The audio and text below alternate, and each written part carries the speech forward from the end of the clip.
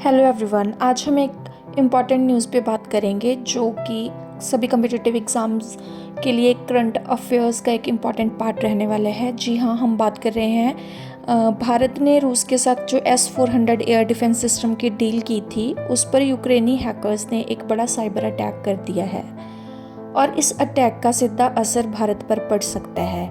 लेकिन इस पूरी घटना में सबसे दिलचस्प बात यह है कि चीन और पाकिस्तान के लिए ये एक बुरी खबर साबित हो रही है।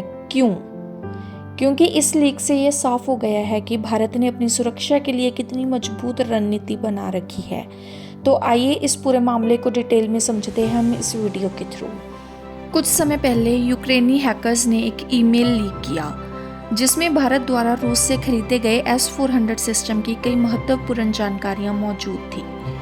इस लीक से ये साफ हो गया कि रूस ने भारत को प्रतिबंधों के बावजूद S-400 के सभी इंटरस्पेस और मिसाइल सिस्टम सप्लाई किए हैं। तो आगे बढ़ने से पहले हम लोग सबसे पहले ये जान लेते हैं कि आखिर S-400 है क्या।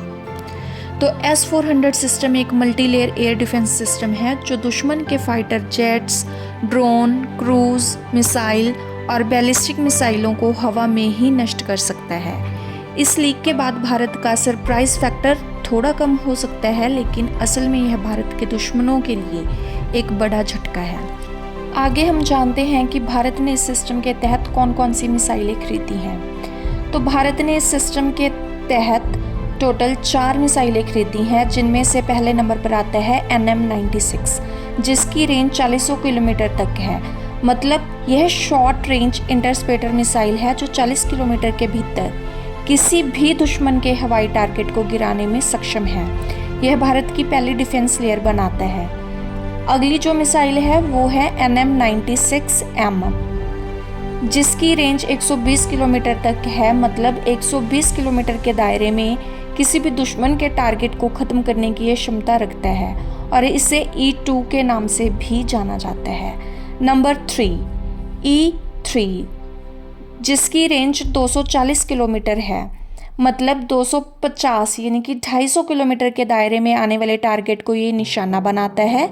यह S-400 सिस्टम का सबसे एडवांस इंटरस्पेटर माना जाता है।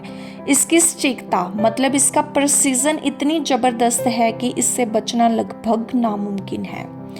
नंबर 4 40N6E, जिसकी रेंज 400 किलोमीटर है। मतलब 400 किलोमीटर की रेंज में आने वाली किसी भी दुश्मन मिसाइल या एयरक्राफ्ट को ये नष्ट कर सकती है। यह सबसे लंबी दूरी तक मार करने वाली मिसाइल है।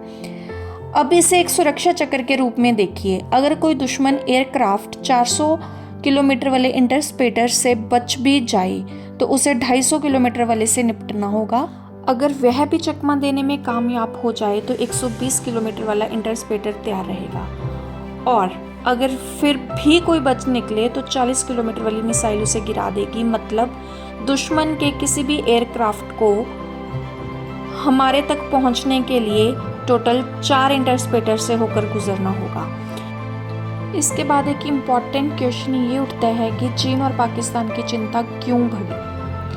जब यह लीक हुआ तो चीन और पाकिस्तान के लिए यह खबर किसी बुरे सपने से कम नहीं थी, क्योंकि चीन को लगा था कि भारत S-400 सिस्टम को सामान्य तरीके से इस्तेमाल करेगा। लेकिन भारत ने 4 परतों वाली सुरक्षा प्रणाली बना ली है। दूसरा, पाकिस्तान को अक्सर LOC पर घुसपैठ और मिसाइल हमले की धमकी देता है। अब उसे समझ में आ गया है कि अगर उसने कोई भी गलती की तो उसकी मिसाइलें और फाइटर जेट हवा में ही गिरा दिए जाएंगे। तीसरा, चीन को डर है कि अगर भविष्य में भारत के साथ कोई तनाव बढ़ता है तो S-400 चीन के किसी भी हमले को बेअसर कर सकता है। लेकिन अब आप सोच रहे होंगे कि अगर S-400 इतना शक्तिशाली है तो रूस ने इसे यूक्रेन में क्यों नहीं बचाया।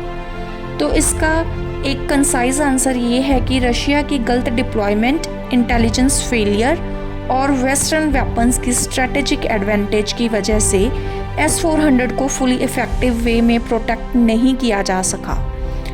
इसके आगे जो नेक्स्ट क्वेश्चन आता है कि यूक्रेन में S-400 कैसे गिरा और भारत के लिए इससे क्या सीख है। तो हाल ही में खबर आई थी कि यूक्रेन ने रूस के कई S-400 सिस्टम को नष्ट कर दिया। तो सवाल यह उठता है कि अगर यह सिस्टम इतना दमदार है तो रूस इसे बचाने में नाकाम क्यों रहा। दरअसल युद्ध में कोई भी तकनीक 100% सुरक्षित नहीं होती, लेकिन भारत को इससे एक बड़ा फायदा मिला है। रूस अब अपने S-400 सिस्टम में सुधार कर रहा है और इससे भारत को एक अपडेटेड वर्जन मिलेगा। दूसरा, रूस की गलतियों से सीखकर भारत अपने S-400 की सुरक्षा को और भी मजबूत कर सकता है। तीसरा, भारत के S-400 सिस्टम रूसी सिस्टम से अलग तरीके से काम करेगा, क्योंकि भारत इसे अपने भूगोल और रणनीतिक ज़रूरतों के अनुसार तैनात कर रहा है। यानी यह हमला भारत के लिए नुकसान से ज़्यादा फायदे की चीज़ बन गया है। अब तक की पूरी डिस्कशन से आप इस पूरे मामले पर क्या सोचते हैं? क्या भारत के S-400 सिस्टम चीन और पाकिस्तान के लिए एक गेम चेंजर साबित होगा?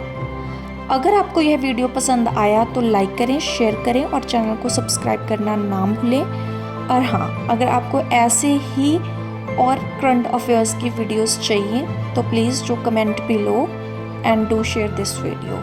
Thank you.